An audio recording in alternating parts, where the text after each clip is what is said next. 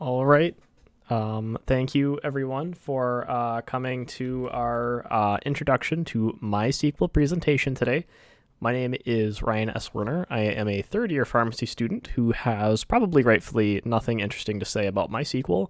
But alas, I will walk you through how to go ahead and get it set up and how to do some basic functions with it. So kind of before we go through that, I did want to talk about databases in general and what we can do with them. First thing with databases is that you can easily store very large amounts of information. We're not just talking like, 10 rows on a spreadsheet. We're talking hundreds of thousands, millions of rows that you can query through to find your results or find trends in data. Additionally, you can connect data visualization tools to your databases and find things. Applications where this can be really helpful is, if you're building like logging for an application. So say you want to know what your users are doing, or if you're just storing, object information for the application that you're building. So say, your user profile, for example, is going to need like a user bio, the URL path of the user. And if you have like 100,000 users, you're going to need somewhere to put that. And a database is a perfect spot for that. Additionally, you can easily search through that information to find what you're looking for. You can even use logical operators in order to find things. So you can use like statements. You can select things based on subqueries, which are really cool. I won't go into that today, but that is another area that's really fascinating. And really, recently, MySQL has added a lot of really awesome JSON features where you can store data as JSON in rows, and you can also retrieve data and convert it into JSON to retrieve back to your client, if that's something you're interested in. So kind of a lot of flexibility is in there with MySQL. Another very interesting thing you can do specific to MySQL is create relationships between your data. You can build out what are called foreign keys, and that's basically an ID of one row stored in another row somewhere else. And so say, I was to delete Owen, it would then delete any sub-information related to Owen if that's what I told it to do, which is really awesome. And, in applications that have a super high throughput, where they're storing millions of things and making millions of updates, that can be an absolute lifesaver rather than having a server actually go through and send those requests itself, where SQL can just kind of propagate those changes. Those are kind of some of those basic things you can do with a database. You're probably wondering, well, this sounds awesome, but how do I actually get it set up? Well, there's two main routes you can take. There is the pay someone to do it route, which is just the I want it now, do it. Or you can do it yourself. And doing it yourself is the one that we are going to talk about today. If you do have a lot of money and resources, you can pretty much just go into Google Cloud, and there's a section for MySQL, and you just say make new MySQL database server thing, and it will just make it for you. And if money is no object, that will be a perfect solution for you. But lessons being learned, the Web Development Club once clicked that button, and we ended up spending like $20 in like 3 days. So, they can get super powerful because they're really just built for like this crazy high enterprise use.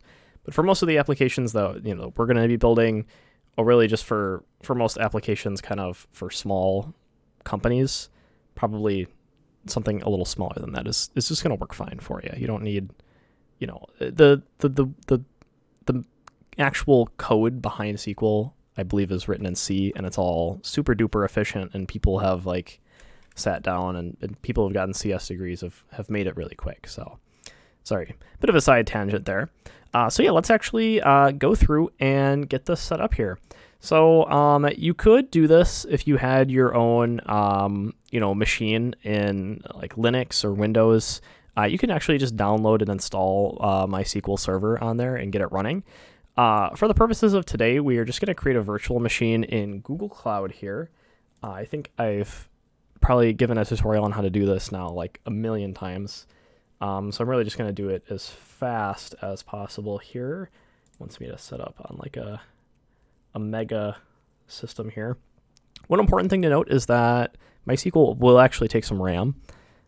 So don't get like don't get anything less than 2 gigs, I would say, or you're kind of setting yourself up for failure.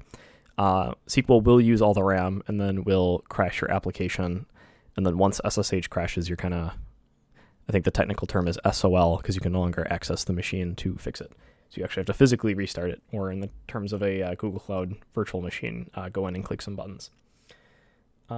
Great, so we're going to go ahead and set it up on an E2 small. I think the N2s are, wow, they've really changed their tiering since the last time I was here. So yeah, we're going to do an E2 small. We are going to go ahead and deploy I think it's not a container instance. That's fine.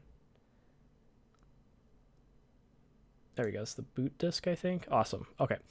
So operating system, I'm sure like any Linux-based thing will probably run MySQL just fine. For today's purposes, I live in the world of Ubuntu, so I will stay in the world of Ubuntu. You could use 18 or 20. Either is fine. I'll just use 20 since it's probably the one that's going to be around for longest. Great.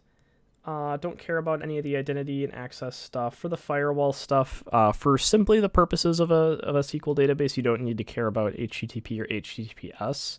You will need to allow port 3306 open to the world. So if you're hosting this yourself in like your own house or apartment, you'll need to go into your router settings and open port 3306, and that way your database will be accessible to the rest of the internet.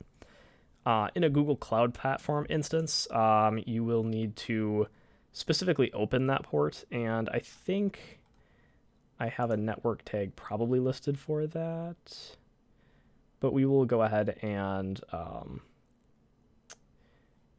do that manually here. I'll just go ahead and give it a tag just in case. So we're going to call it MySQL. Maybe I've already done it. We'll find out. Great. So that's about all I need there. So we'll go ahead and click Create. Google will take their time and spin that up for us. And then let's go ahead and check out that network stuff I was talking about. So in Google Cloud, I'm actually in Compute Engine right now, which can be found on the left-hand side. And then if you scroll down, it's under Compute and then Compute Engine. I have it pinned. To actually go ahead and mess around with our ports, that is going to be inside of VPC network, and then firewall, I believe. And so this is basically just like that router when you do port forwarding. I don't know if you ever set up like a Minecraft server. It's basically the same exact thing except for like an enterprise server solution. So let's go ahead and actually, yeah, it looks like I do have a MySQL role set up. So I did apply that to when I made my thing. So basically all that really is, if you need to make this yourself, is, oh cool, it even says which ones it's applying it to. That's really nice. It's basically, you're targeting all instances or specific tags, your IP range. So 0.0.0.0 means all. You could technically limit it to a certain range of IP addresses if you really wanted to. And then the TCP port, which is going to be 3306. And then save that. Okay, so let's see if that virtual machine has spun up yet. And it has. Great. Okay, so we're going to go ahead and SSH into that. I am going to actually... I think I should have the key on file for all of these. So let's go ahead and get Windows PowerShell up here. So looks like our IP address is 34, 123, 127, 123. And we'll see if, yep, and it looks like it recognizes us. So this is because we already have our SSH key in there. For folks who don't already have their SSH key in their Google Cloud instance, the way you can add your SSH key is inside of, if we go back to here, and then Compute Engine, and then Metadata in the settings, and then SSH keys, and then you can add a new SSH key here. If you're wondering how to find your SSH key on Windows, that's in this PC and your C drive, and then in your users, your username, and then there should be a .ssh folder right here. And so that is your public key, and that's the one you'd put in here. So your private key, don't share that with anyone. If you don't have the keys in here already, then you just need to type the command in Windows ssh-keygen in like Windows Terminal or something, and then that will create those for you. Great, and then yeah, that's public one you would put into your SSH keys there. Okay, it's a bit of an aside on how to do that. Let's go ahead and bring that back up. So great, now we have our Windows Terminal, and we are logged into that virtual machine that we just spun up here. So first thing we're going to do is we are going to sudo apt-get, we are going to update, just to get any of the most recent changes for us, since I don't know which image it installed here exactly.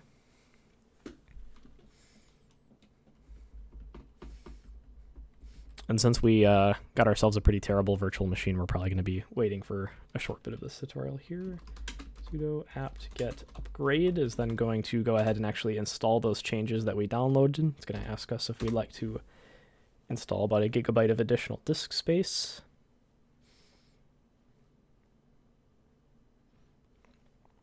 Great, and there you go. Now we have our virtual machine all brand new and all up to date. Okay, so now we actually need to deploy a MySQL server on this. So we're going to do sudo apt-get install MySQL server. All right, it's identified the packages. It's asking us if we would like to use 262 megabytes of space. We're going to accept that. And then it's going to do its busy business of installing.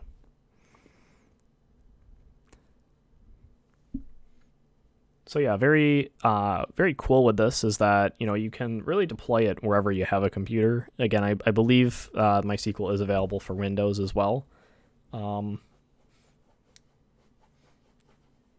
However, just with with MySQL, it's really great to just have it on a persistent computer. So like if you install it on your desktop, you know, you have to ask yourself, is your desktop on 24/7? And if the answer is no, then it's probably not a great spot for a MySQL database. But if you have your own designated server computer that just is on all the time and just does this, then that's fine. Or if you have it on a virtual machine, then that's good as well. I just really prefer Ubuntu server because there's no extra CPU dedicated to like graphics or anything. It's just a bare bones terminal. Great, so now we went ahead and that's all installed here. Now it should be running, and on Ubuntu, if you're not already aware, there's a couple ways to check and see if things are running. The one I'm most familiar with is just through systemctl. I think it's status is the other one. No, it's not called status. It has a name though. But we can do systemctl status MySQL, and it says it's running. Great. However, it's not really configured. It is just in its default state. And while we could use it, there are some optimizations you can make to it right off the bat. So it's always recommended to run sudo MySQL secure, I think it's installation. There we go. And that runs a script which basically kind of walks you through the final stages of the setup process.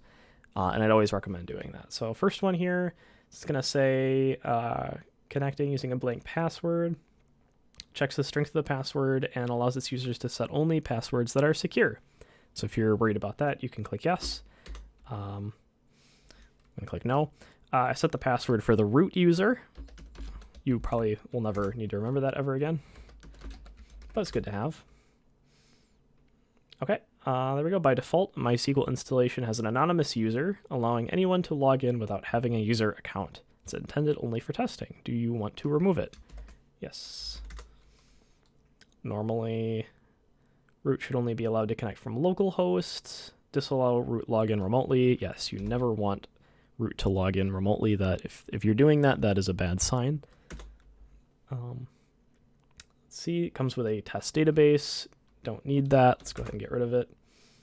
Let's see, it's made some changes. It's asking to reload the privilege table. We're going to just click yes. And there we go. Now we're all done. Okay. Now what we need to do is we can log in as root, but we actually need to set up some user accounts to be able to access it. So what we're going to do is we're going to go ahead and we're actually going to access it. And so with that, it's just the command MySQL to actually open up the MySQL terminal. But since we don't really have any accounts set up other than our root account, we're just going to sudo MySQL to access it. And bam, now we're inside here. Now what we can do is we can go ahead and set up some users. Now, really, what I like to do is just set up one user that is basically God, and then use a graphical interface for the rest of it. I will say, as much as I love terminals, not always the best way to display tables and tables of information. So let's go ahead and set up our God user here. So in order to create a new user, it's a very simple command. We are going to create user, and then the name of the user I'm going to call Ryan, and then this is a very important part here. So MySQL is very restrictive if you need it to be. And so you can specify users only being able to access from specific IP addresses. I don't know if it allows ranges. Yeah, you could do ranges. Otherwise, you can just basically tell it user from any IP address by putting in the %sign. But say, in an instance, you had a super secure database. I don't know, maybe you work for the Department of Defense or something, and you only want one computer in the world to ever sign in as this user. Well, if you know the IP address of that computer, you can enter it in right where I put that % symbol, and that user will only ever be able to access from there, which is pretty cool, but also completely unnecessary in this situation. Great, so now we have that. Now we have to say what they're going to sign in using. So identified by, and then we're just going to set a simple password here. So we're just going to set it as Luna. Great. So if we press enter on that, it goes ahead and creates that user. So now we have the user, but that user doesn't have any privileges, so they can't do anything. So we need to go ahead and make them God. So we're going to grant all privileges on, and then very importantly, asterisk dot asterisk means everything, to, and then the user that we just created. So Ryan at, and then our %sign there. I do that. So now we granted them with all privileges to everything. Now we need to go ahead and flush these privileges. Basically, that just updates the user privileges to everywhere. There's some debate about whether or not that's actually necessary to run that command, but I don't know, it just looks cool, so I just do it still. Great, so now we went ahead and we made that user. Now, hypothetically, we have everything that we need in order to sign in and access our database with that user. However, you would be wrong. Very importantly, you would be wrong. The reason for this is MySQL, by default, only installs to be accessed locally on the computer on which it was installed. I mean, for good reason, because if you set up a database and it just was immediately accessible to the internet, that might be a bit of a problem, because people could just scrape port 3306, and if there's just a default test user that's created, they could, hypothetically, for people who forgot to remove it, just sign in to anyone's database. And that's not great. So basically, we need to go into our settings and say, hey, now that we have this more secure database and we have a secure way to access it and everything is password protected, let's go ahead and open it up to the world. How do we do that? Well, in Ubuntu, the settings for your MySQL are going to be stored in /etc /MySQL. Oh, great. I probably should have typed CD there. /etc/MySQL. Great. Inside of this, you will find a bunch of different things that all look like conf files, and they are very deceptive because it stores it in 10 different places, and I'm sure depending on your operating system, it stores the configuration differently. So if we actually try to look at my.cnf, so basically all this is it just says, hey, include these other directories, which is very annoying because now you have to go and actually, take a look at them. So let's go ahead and cd to MySQL conf d, and then I think it's in MySQL. It's not that one. MySQL d.cnf. This is the one. Okay. Yeah, so the one that actually looks like it has the information is the one you want to be editing. And then you'll need to edit it as sudo as well, since we are editing system files here. Okay, great. So this is all of our default settings.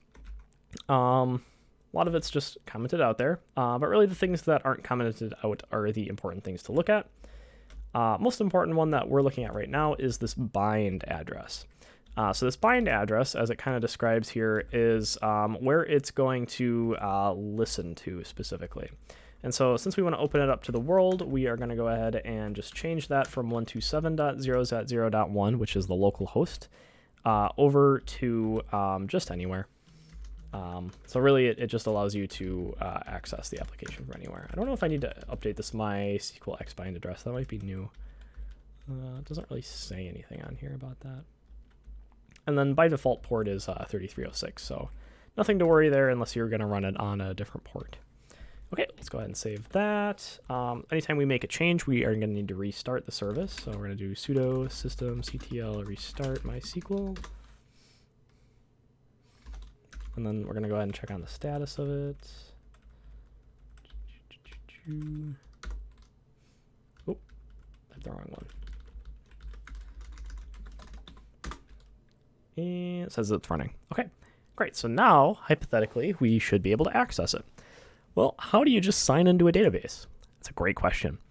And luckily, Oracle has figured that out for us. It's a great application called Mysql Workbench, which is publicly available for everyone. If we just Google it here, Mysql Workbench, it should appear as like the top file. And you don't actually have to create an account to download it. There's some other ones out there for accessing databases. I think Heidi SQL is one my coworkers were using, and I really did not like it. It looks very terrible. Please do not use it. But there's alternatives out there. Great. As you can see, this is not the first database I have ever accessed. Let's go ahead and add a connection. We're going to give the connection a name. So I'm going to call it Web Dev Test Database. Connection is just going to be standard through TCP IP, as that's probably how your application is going to be accessing it. Host name is the IP address of the server you are connecting to. It defaults to localhost. So like if you're running the database on your current computer. However, we are going to access it at our website that we're hosting it at. So let's go ahead and pull up that web page, which is hiding back there. This is why I favorite things. Perfect, and there it is. Listed right there. We're actually just going to copy the external IP address. Oh, great, they make a little symbol for us. Now we're going to paste that in there. As we discussed, 3306 is the default port. The user that we created was named Ryan, and the password that we set was called Luna. And this is the moment of truth. We're going to test connection. And it says it successfully made the MySQL connection. Great. You can click OK. It's going to go ahead and add to our list of MySQL connections. So we click on it, and bam, we are into the database. Now, we've got it all set up, and we've got it accessible, and it's persistent on its own server. What do we actually do with it? That's a great question. Well, first thing we're going to do is we're going to go ahead and we are going to create a table. We are going to do that by clicking Create Schema here. I'm going to give it a name. Call it Corgis. Apply. And basically, a schema is like a database. It comes with default with its own system database, and that's where it like stores user information. But we're going to make a new database here. We're going to set that new one that we created as the default database. In case that wasn't clear, you can have multiple databases running on your MySQL server. So, you know, say, for example, Web Dev Club has its MySQL server. You know, we could have a database that we give specifically to each user, or a database that we have set aside for each project or things like that. And that's why it's done like that. And then you can actually restrict access to them. So like when I made a user, I did grant ***, but I could grant, you know, I could grant permissions just to corgis ***, and then they can't access any other databases outside of the one I've specified. So now we set up that database. We can go ahead and add a table. So I'm going to call this table, I'm going to call it cute corgis. Every table, unless it is bridging something, needs to have its own ID, which is usually the first column you'll add. It's going to be a number. I've seen some people try to use like small int and stuff for IDs. Please don't do that. You're limiting yourself to like 90 rows, and then your database will have bad times after that. A regular integer, I think, if I remember my CS200 well enough, will store like 3 billion rows or something like that before things go south. And if you need something bigger than that, there are, your bigger options out there for you. Great. We're going to say it's the primary key. Primary key is basically just the identifier of every row, saying this is going to be, what each row can be defined by or separated by. Not null. It should always have something in it. In addition, we're going to specify to auto increment. I don't want to have to specify the ID every time I make a new object because that's just kind of annoying. So I'm just going to say to auto increment. And based on that, it will just go up by 1 every time we try to insert a new object, which saves us some time and some headache. There are use cases in which you don't want to do that. I'm sure they're out there. I'm sure they're bad, but I digress. Okay, we can make another column here. Say I want corgi name. Well, actually, it's going to be, was that called snake case? Is that right? I'm going to Google it now just to make sure I have it right. I just typed snake corgis into Google search. Yes, that is snake case. I think most SQL naming is done snake case. I've seen some in camel case. I think snake case looks better. Great. So we have a bunch of different data types. By default, it goes to a varchar or varchar. There's tons of different types, and they keep adding more. Honestly, it's getting a little confusing. This is probably the most common one you'll use, and the number here is the number of characters that it will store in that row. So 45 is, in fact, not a lot for most uses. So at minimum, like 255 for things. Otherwise, you can go in the thousands. But basically, it just it's telling SQL like how much space you want to allocate, per row that you insert to that specific area. And so it can use that for, I think it uses it for like its own internal size calculations and stuff. Whereas you can do it as like text instead, which will store, I think it's up to like 2 gigs of data or something like that. But you're not as capable of actually running queries on it as you are with a varchar. And I don't know, that might be changing, so we'll see. And we can specify again with each one of these checkboxes, whether we want it to always have something in it when we try inserting a new row, so like not null. If we want it to be unique, so we're not going to allow 2 corgis of the same name to be in our database. Actually, that's, that is what unique. That column with zeros if it is numeric. You could generate it based on some sort of function or expression. We're not going to do that. Or is binary. Limit it to a 1 or a 0, which we will not do for that either. Great, so I'm going to go ahead and just limit it to varchar 255. We're going to do corgi description. Oop, my bad. Maybe I'll go ahead and put this one out to like 2000. And then maybe a corgi photo URL. This one's going to need to be like 255 as well. Great, so this is going to be what our table is here. We're going to go ahead and apply that. It's going to give us the query that it will use to actually generate the table. Click apply, and bam, now it exists. So now we can actually go ahead and make queries based on that. We can insert things into it. Using Mysql Workbench, we can press this to see what's in it so far. And we could add our own fields here if we wanted. So we could say Luna, she is very cute. And let's see, do I have any good Luna photo URLs off the top of my head? Corgo.net.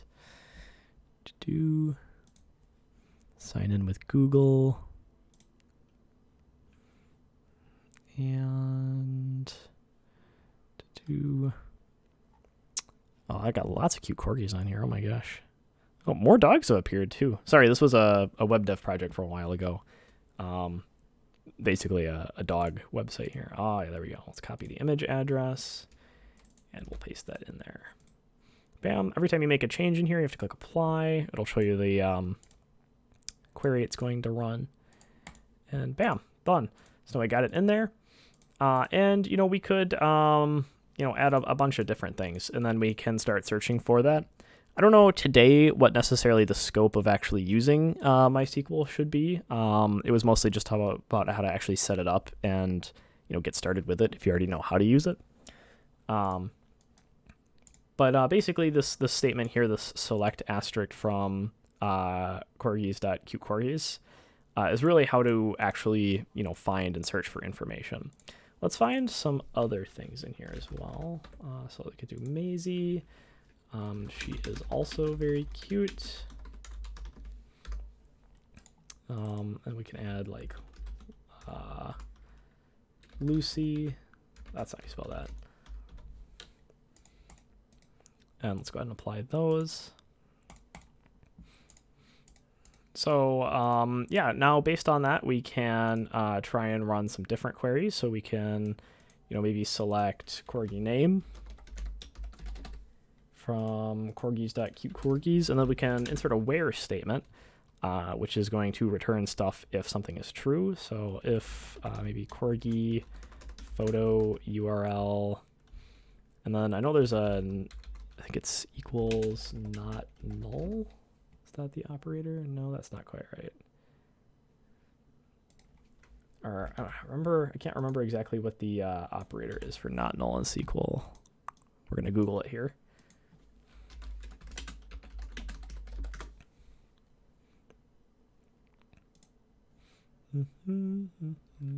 Just says expression is not null. Okay. Is not null. Bam. And now we should only get the names of corgis that have a photo. And Luna has a photo. We could also return all information about Luna with that query as well. So there we go. Another maybe useful thing to have. Let's go ahead and just load everything here. And we're going to make a new table. This one's going to be called colors. And we're going to have an ID, and then a color, and then a description. Make the description 255. And then we can do that. So say I actually want to have in my cute corgis table, I want to give each corgi a color. So in the cute corgis configuration here, we're going to go ahead and we're going to store that as a key. So I want to say, hey, I want people to be able to select the different colors of this corgi that they want, but only based on the colors that are in this table that already exists. So we're going to store that as our color ID. And the data type of a different key that you're storing in a table should match the original data type here.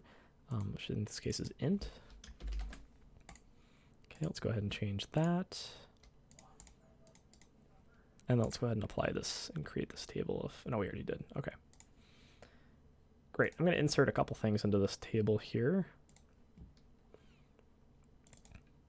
Did I remember to click auto increment? I did. No, for that one I did. This one I did not. That's going to be important. Okay. Great, so we're going to say color brown.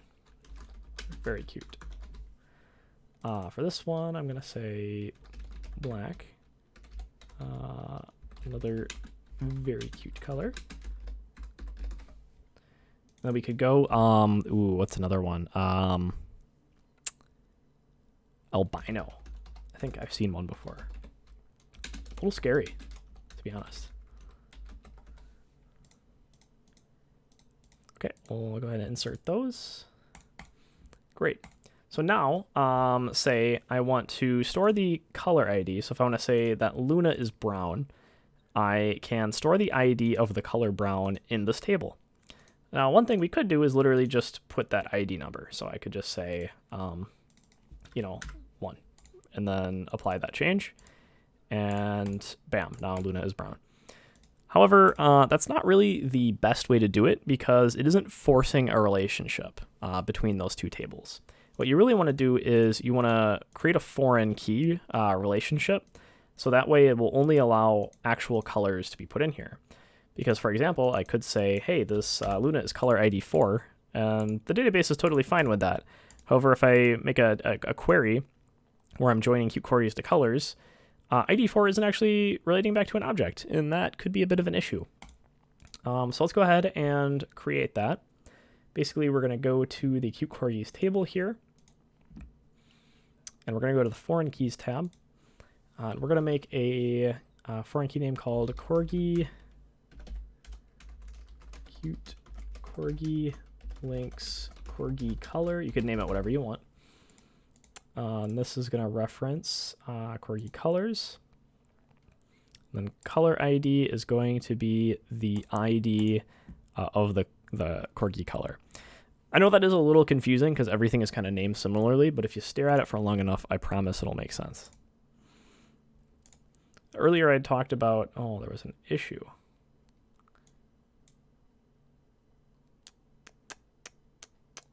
There's an error while applying. Cannot add or update a child. A constraint fails. I think that's because we already have it set to 4, and we can't do that. There we go. Let's change that back. Now let's try applying that. Oh, it happened again. Duplicate key name. Oh, because it already tried doing it. Oh, I hate that.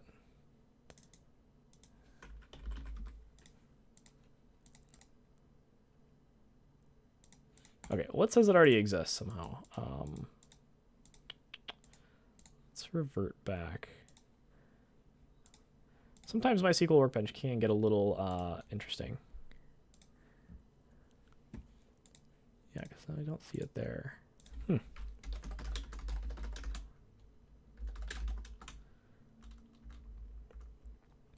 Cute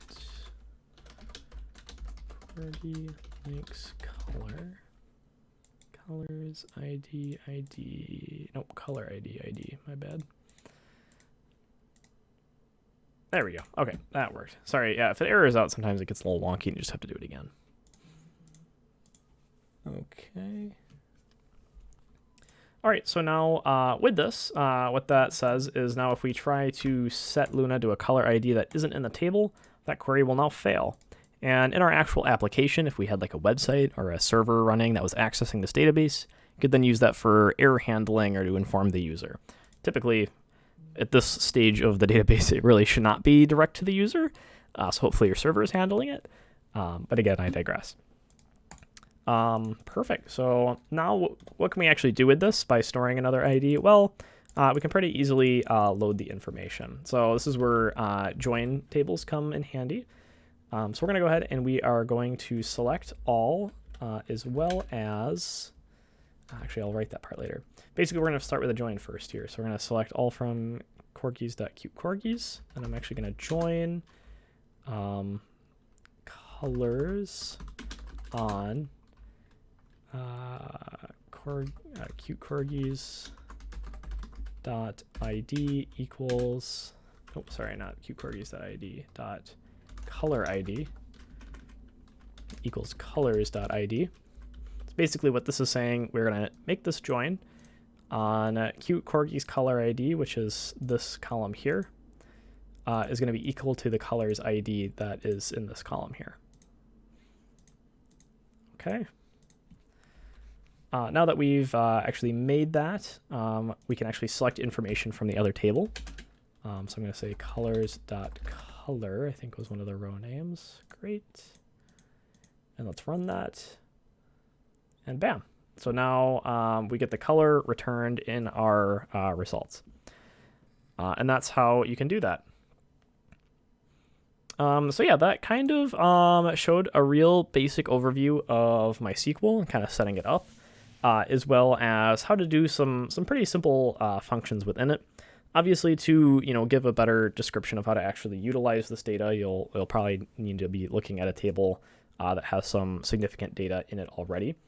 I could go in depth and use maybe the website, the WebDevUW website as an example there, but that might be a little bit beyond the scope of tonight's discussion. So yeah, with a bit of time here, what questions or concerns do you have for me?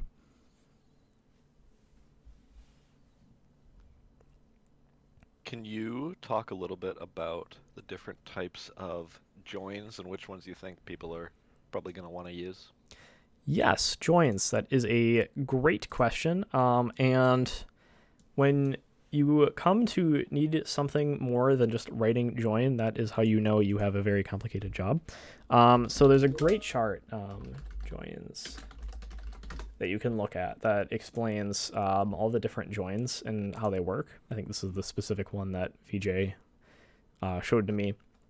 But basically, there's inner joins, which will only return information in the tables where the information matches. I guess that doesn't make sense. I guess we should start really with a left join because it makes probably the most sense.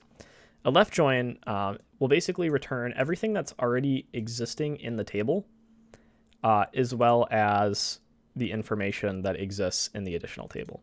So let's actually demonstrate what that looks like here. So instead of just join, I'm going to say left join. And so what this is going to do is it's going to return everything that already exists in Qt queries. But if there is additional information about the color, it will put it in there. Otherwise, it will just return null. So that's a good example of a left join. I believe just a regular join that we were doing, I think that was an inner join, where it was only returning information that matched between the both there. So let's do that. Yep, so what we were doing was an inner join, otherwise just known as join. You can also do a, what's called, I think it's a outer join, where it returns everything but things that are linked together. Outer, is it, you have to do full outer join? Yeah, you do. Outer is not valid at this position. So like playing from full outer join table BB. That's how you spell that?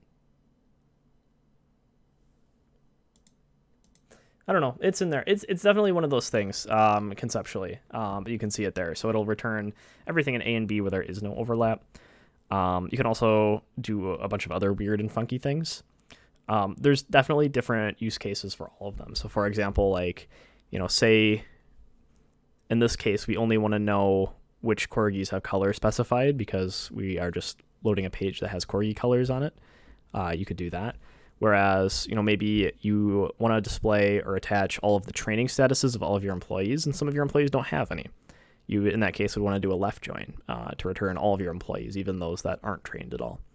And yeah, getting to know joins and getting more familiar with joins is a really big part of truly understanding SQL. That was a great question, Owen. An outer join returns if it has at least one of if it's present in at least one of them. Okay. Yeah, I don't think I've ever actually needed to use it.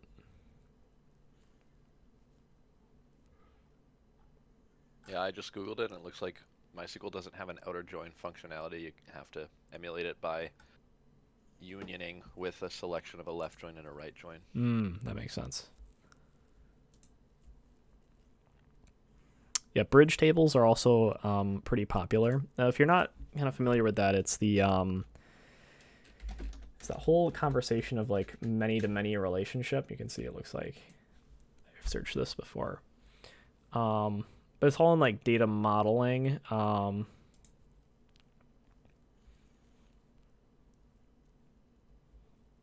guess I'm not entirely sure what the word for that. Yeah, I guess they're called data models. So you can have like a one-to-one, where in this situation, what we have is I think what we have is we have a one-to-many.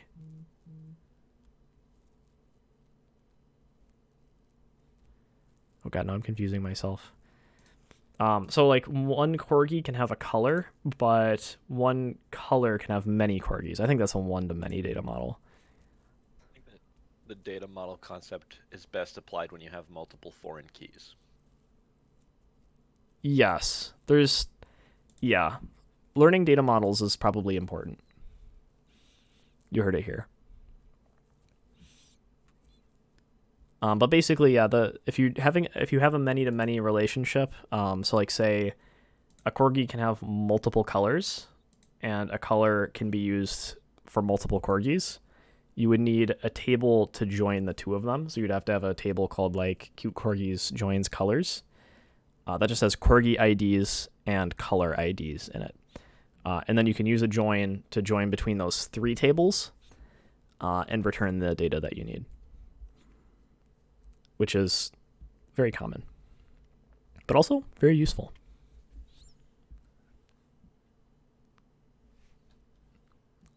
I guess I could also mention, what's it called? Normal form. Let's go ahead and pull that up here. Also known as database normalization. Basically, the purpose of database normalization is really to make sure that your logic can't get a little bit out of whack. It's described pretty well in this document. But basically, what you don't want is you don't want to store the names of things in several different places. You really only want it somewhere once, and then anywhere you need it, you pull it in. So, for example, in cute corgis, that would be like if I had a row just called color, but I also had the color ID that linked to the colors table. That would break normal form because technically the color listed here is not actually truly linked to the color, even though it is. That's like just really bad in SQL in general. But this document kind of goes more in depth on why that's important and how that can actually lead to specific errors in data. So it's very important to try and follow these normal form rules as much as you can without abstracting your database too much.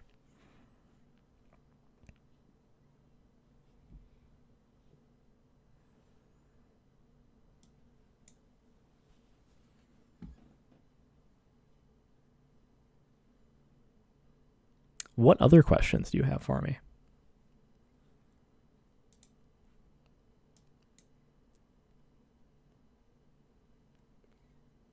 I know you're probably wondering, can you abuse this web server that Ryan just set up?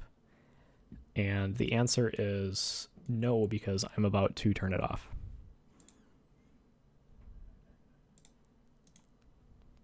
Aww. But Ryan, doesn't the Web Dev Club have a web server that our members would be able to use and hopefully not abuse if they were interested? We do. That's a great point. We do have our own WebDev UW server, which members are more than welcome to access. If you give me your SSH key and send me some documents that I can inform you of, we can get you all set up on our site. I don't know if this computer has access to it. It does. But yeah, we've got plenty of storage space. We've got a MySQL server. We can run all sorts of fun applications. Depending on the use, we can vary the amount of funding that we have for this. It's all very exciting. So yeah, I think that pretty much about wraps it up, unless anyone has any other last minute thoughts. If you host the database on your personal computer, would you have to pay any fees? You would not, no. Assuming Just the computation costs? Exactly. I mean, you would have to make sure that you're able to access the internet directly. So like if you live in an apartment building where your internet is managed by your landlord, that's not probably going to work for you. But if you have you work but directly with Spectrum and have your own modem, you can open those ports on your router to make them accessible to the internet. And then in that case, yeah, if you're using your own personal computer, that would be free other than the cost of electricity, which is why I have my own data server computer sitting right next to my desk, which hosts all of my great websites and databases and stuff.